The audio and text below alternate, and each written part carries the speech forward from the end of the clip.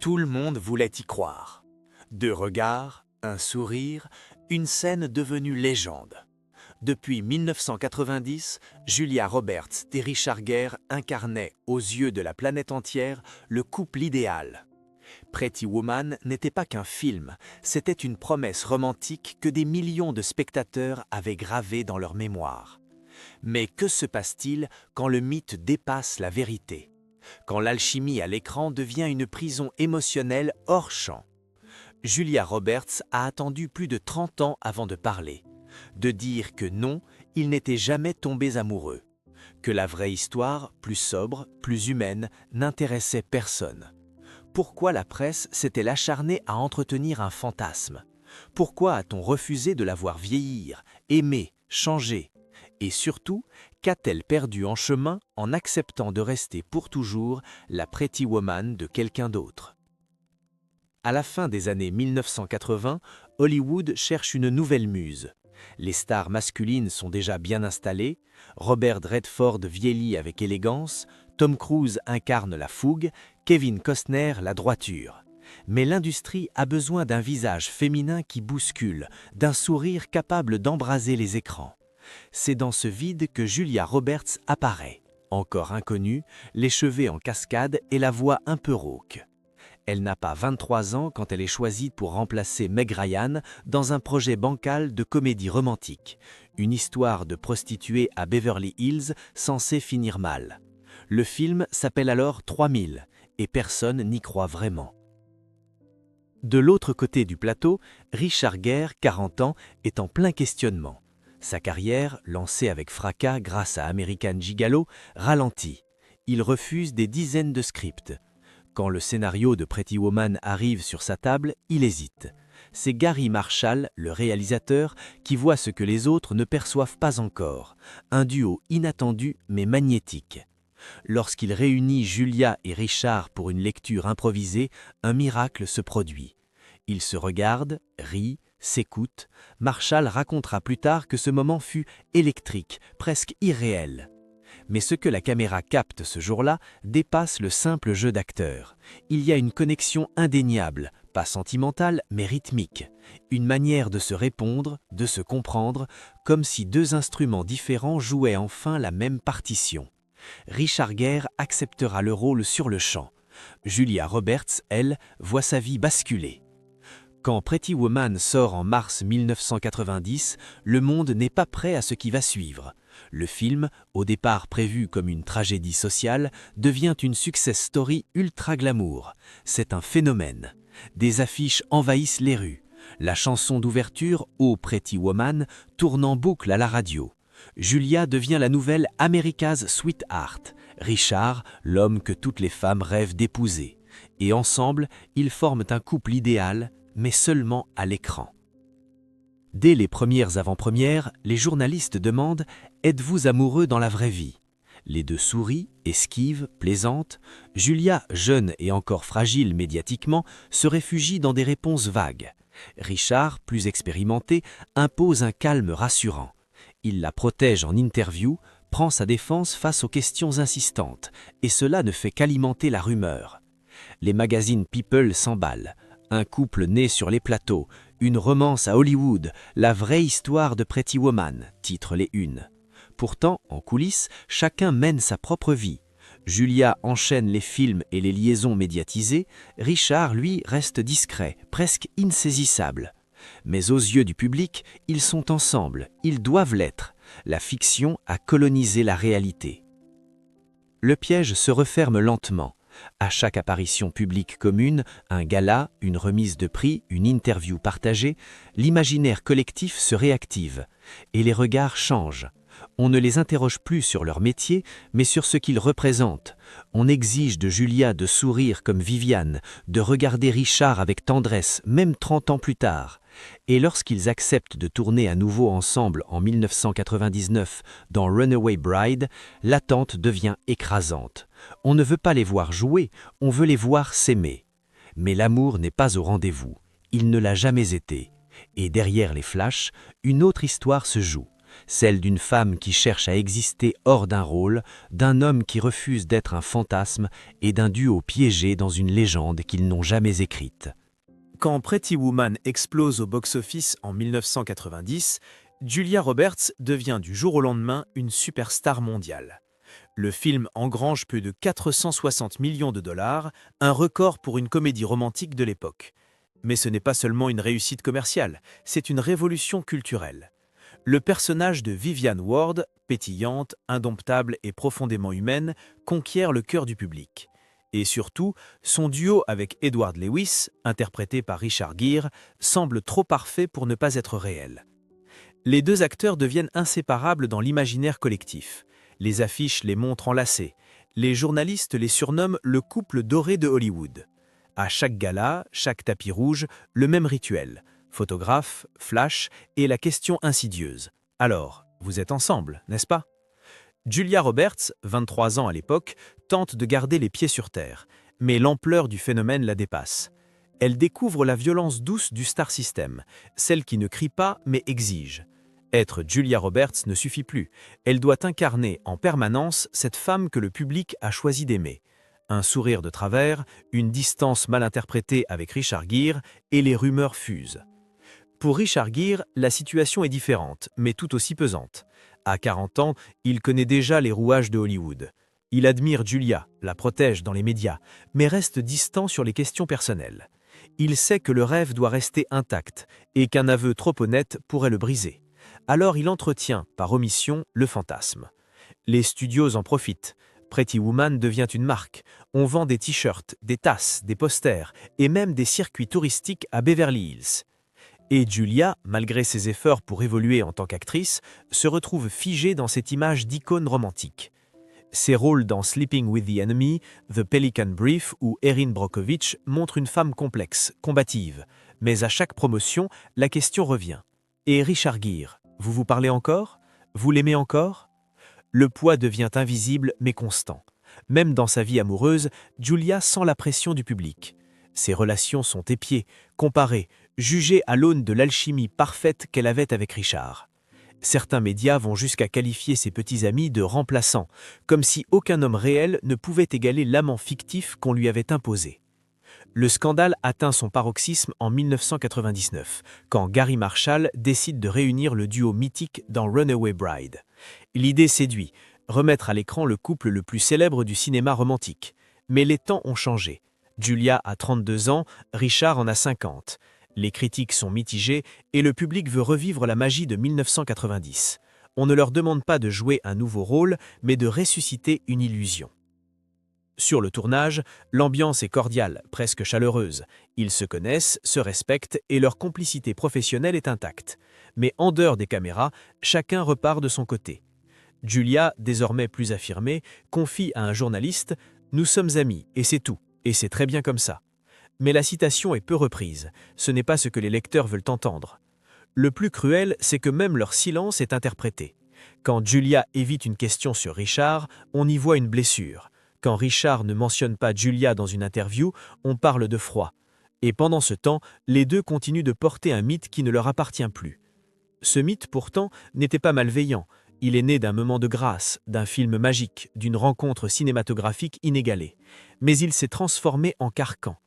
Et à mesure que les années passent, il devient de plus en plus difficile pour Julia Roberts de se libérer de Vivian et de l'amour fictif que le monde refuse de voir s'éteindre. En coulisses, elle confie à ses proches un sentiment étrange, celui d'être prisonnière d'un rôle qui a changé sa vie tout en la réduisant à un souvenir. Un souvenir beau, certes, mais étouffant. Tout le monde se souvient de la robe rouge, du collier de diamants et du rire spontané. Mais ce que personne ne veut voir, c'est ce que Julia Roberts appelait elle-même le poids de l'invention collective. Pendant des décennies, elle a souri, elle a joué le jeu, elle a feint l'amusement face à une rumeur qui ne la quittait jamais. Une rumeur douce, flatteuse, mais profondément fausse, celle d'une romance avec Richard Gere, née sur le plateau de Pretty Woman et poursuivie en secret dans la vraie vie. Le scandale ici n'est pas fait de cris ni de trahison, il est feutré, pernicieux. Il réside dans cette contradiction. Hollywood, en façonnant un mythe romantique, a volontairement brouillé les frontières entre fiction et réalité. Et ce brouillage, au fil du temps, a blessé plus profondément que n'importe quel mensonge direct. Dans une interview donnée en 2021 à Entertainment Tonight, Julia lâche enfin une phrase que personne n'osait dire à haute voix. « J'étais jeune et on m'a dit que c'était bien que les gens nous imaginent ensemble, ça faisait vendre, mais moi, j'avais besoin d'exister autrement. » Cette déclaration, brève mais intense, est passée presque inaperçue. Peut-être parce qu'elle remettait en question l'un des récits les plus précieux du cinéma populaire. Richard Gere, de son côté, n'a jamais confirmé ni infirmé les fantasmes. Il se contente souvent de quelques mots. Julia est une femme magnifique, une actrice exceptionnelle, une amie chère. Mais c'est justement cette neutralité qui a nourri la confusion. Dans le silence des non-dits, la machine hollywoodienne a continué de broder, de créer, de répéter. Et dans cette fabrication, un homme a joué un rôle clé. Gary Marshall, le directeur de Pretty Woman et plus tard de Runaway Bride, décédé en 2016, a toujours entretenu une forme d'ambiguïté bienveillante. Dans ses mémoires, il évoque la première rencontre entre Julia et Richard comme un moment suspendu dans le temps. Il savait que cette alchimie valait de l'or, et il n'a jamais vraiment corrigé les rumeurs parce qu'elles servaient le rêve. Mais ce rêve pour Julia est devenu un cauchemar sous forme de boucle. En 1993, quand Julia tente de s'éloigner des comédies romantiques et de se réinventer dans The Pelican Brief, les journalistes lui parlent encore de Richard Gere. Lorsqu'elle épouse le chanteur Lyle Lovett, puis divorce, la presse évoque le fantôme d'Edward Lewis, comme si son mariage n'était qu'une digression passagère. Même lorsqu'elle trouve enfin la stabilité avec Daniel Moder, directeur de la photographie rencontré sur le tournage de The Mexican, les comparaisons persistent. Un jour, lors d'une conférence de presse à Londres, un journaliste lui demande si elle aurait accepté d'épouser Richard Gere si la vie avait été différente. Elle sourit, prend une pause, puis répond « Mais la vie a été telle qu'elle a été. Il n'y a jamais eu de choix à faire. » Cette réponse, pourtant limpide, est immédiatement interprétée comme une confession d'amour refoulée. Ce refus d'entendre la vérité est en soi une violence, car ce que Julia Roberts révèle peu à peu, c'est l'usure d'une femme contrainte d'incarner un rêve auquel elle n'a jamais adhéré. Derrière les flashs et les sourires, il y a une fatigue réelle, un sentiment d'injustice, car à force de vouloir la figer dans un instant de cinéma, on lui a refusé le droit d'évoluer, de changer, de devenir autre chose que la Pretty Woman de Richard Gere. Et cette incompréhension va plus loin encore. Quand Julia accepte de tourner à nouveau avec Richard dans Runaway Bride, c'est avec une intention claire, reprendre le contrôle du récit, montrer que deux professionnels peuvent rejouer ensemble sans relancer la machine à fantasmes. Mais l'accueil du public en 1999 est sans appel. Tout le monde attend la magie d'antan, et lorsque le film n'atteint pas le même succès que son prédécesseur, certains médias accusent la froideur entre les deux stars, comme si leur refus de jouer la comédie hors caméra était une trahison. Julia Roberts vit alors une prise de conscience douloureuse. Elle n'est pas seulement prisonnière d'un rôle, mais aussi d'une attente collective. Elle n'est plus libre de ses silences, de ses gestes, de ses choix. Chaque mot devient une preuve, chaque absence une rumeur, et surtout, chaque collaboration avec Richard Gere, un rappel cruel qu'on ne veut pas la voir comme elle est, mais comme on l'a rêvée. C'est peut-être cela le véritable scandale. Pas une liaison interdite, pas une trahison amoureuse, mais une confiscation de l'identité, une appropriation médiatique d'une relation qui n'a jamais existé et qui pourtant a marqué à jamais la perception d'une des plus grandes actrices de sa génération. Il n'y a pas eu de chute spectaculaire, pas de dépression médiatisée, ni de scandale explosif. Mais ce que Julia Roberts a vécu, c'est un effritement lent, intérieur, plus cruel que n'importe quelle une de tabloïd. Pendant des années, elle a porté un double fardeau, celui de la star adulée et celui de la femme invisible derrière le fantasme. Car dans l'imaginaire collectif, elle n'était plus Julia, elle était Viviane, et Richard devait en être l'ombre amoureuse. Ce glissement a eu un prix, professionnellement d'abord. Chaque tentative de s'éloigner des comédies romantiques se heurtait à un mur. On ne voulait pas la voir sérieuse, politique, profonde. Son Oscar pour Erin Brockovich, en 2001, aurait dû sceller une transition vers un cinéma plus adulte. Pourtant, même ce soir-là, sur le tapis rouge, les journalistes lui ont demandé « Richard Gere vous a-t-il félicité ?» Elle l'a dit plus tard, dans un entretien avec le New York Times, « Ce que j'ai ressenti à ce moment-là, c'est que rien ne suffirait jamais à effacer Pretty Woman. » Cette phrase, prononcée calmement, résume une décennie de combats silencieux contre l'assignation à une image. Elle ne voulait pas renier le film, mais elle refusait d'y être réduite. Dans sa vie privée, les choses n'étaient pas plus simples. Toute relation amoureuse devenait suspecte si elle ne ressemblait pas à l'idylle parfaite qu'on lui avait construite. Elle a aimé, elle a souffert, mais on ne lui parlait que d'un homme, celui qui n'avait jamais été son compagnon. Certains fans, avec une sincérité presque blessante, lui écrivaient pour lui dire combien ils espéraient la voir retrouver Richard, comme si sa vie réelle était un brouillon et la fiction l'unique vérité valable. La douleur est devenue plus aiguë avec l'âge. À mesure que les années passaient, Julia Roberts a vu son image se figer dans le passé. À chaque rediffusion de Pretty Woman à la télévision, les commentaires affluent sur les réseaux sociaux. Le couple parfait. Pourquoi ne sont-ils jamais sortis ensemble? Pourquoi ne pas se remettre? Encore temps. Cette nostalgie, apparemment inoffensive, est devenue une cage. En 2020, Julia accepte de prêter sa voix à un documentaire sur le pouvoir des mythes au cinéma. Hors caméra, elle confie au réalisateur une pensée amère. « Je suis devenue l'icône d'une histoire que je n'ai jamais vécue ». Cette phrase ne sera pas incluse dans le montage final, par respect, dit-on. Mais elle circule en interne et devient un symbole. Car derrière elle, c'est toute une génération d'actrices qui se reconnaît, celle qu'on enferme dans un rôle, un sourire, un fantasme collectif. Richard Gere, lui, reste à l'écart. Fidèle à sa discrétion, il n'a jamais alimenté ni démenti les spéculations. Certains y voient une forme de lâcheté, d'autres un choix de dignité. Mais Julia, de son propre aveu, ne lui en veut pas. Leur relation est restée intacte, professionnelle et respectueuse, et c'est peut-être là, justement, que réside la douleur la plus fine, dans le fait que ce respect mutuel ait été déformé, interprété, transformé en romance par des millions de regards extérieurs. Aujourd'hui, Julia Roberts a 58 ans. Elle a appris à se taire, puis à parler, à revendiquer le droit d'exister hors du fantasme. Lors d'une intervention à UCLA dans 2024, devant un amphithéâtre comblé, elle conclut sa masterclass d'actrice par ces mots. « Le plus dur n'est pas d'être oublié, c'est d'être mal retenu. » Une phrase simple mais bouleversante, car ce qu'elle révèle, c'est la vérité crue du mythe hollywoodien. Il n'a pas besoin d'être exact pour devenir éternel, il suffit qu'il plaise. Et Julia Roberts, malgré elle, fut l'une des plus belles victimes. Le rideau est tombé depuis longtemps. Les salles se sont vidées, les critiques se sont tues, et pourtant, l'histoire continue de vivre dans l'esprit du public, figée comme une image parfaite. Julia Roberts et Richard Gere restent pour des millions de spectateurs le couple éternel d'un conte de fer moderne. Pourtant, ce conte n'a jamais existé. Il n'a été qu'un accord parfait de regards, de gestes et de répliques, orchestré par un réalisateur visionnaire, sublimé par la magie du cinéma. Aujourd'hui, Julia Roberts choisit de ne plus se cacher. Elle affirme, sans colère, que leur relation n'a jamais dépassé la sphère du respect professionnel et de l'amitié sincère. Elle ne cherche ni à se justifier, ni à déconstruire un souvenir cher aux fans. Elle souhaite seulement reprendre possession de son histoire. C'est un acte rare à Hollywood, dire la vérité quand le mensonge flatteur est plus rentable. Le plus frappant dans cette confession publique, ce n'est pas ce qu'elle détruit, mais ce qu'elle éclaire. Elle nous tend un miroir, à nous, spectateurs, avides de romantisme facile et de raccourcis émotionnels. Pourquoi avons-nous besoin que la fiction déborde sur la réalité?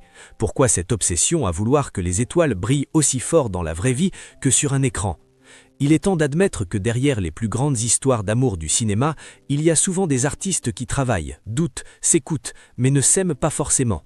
Et c'est précisément cette capacité à créer l'illusion, à faire croire, qui fait la grandeur de leur art. Julia et Richard n'ont pas besoin d'avoir été amants pour être immortels ensemble sur un écran. Leur duo, porté par la mise en scène de Gary Marshall, restera comme l'un des plus emblématiques de l'histoire du 7e art. Mais il est temps aussi d'honorer ce que ces deux acteurs ont vécu, une alchimie d'une rare intensité et une épreuve d'une rare violence. Car être victime d'un mythe flatteur n'en reste pas moins douloureux, c'est être applaudi pour ce que l'on n'est pas et ignoré pour ce que l'on est. Julia Roberts l'a dit avec une lucidité désarmante. « Je suis fière de Viviane, mais je suis Julia ».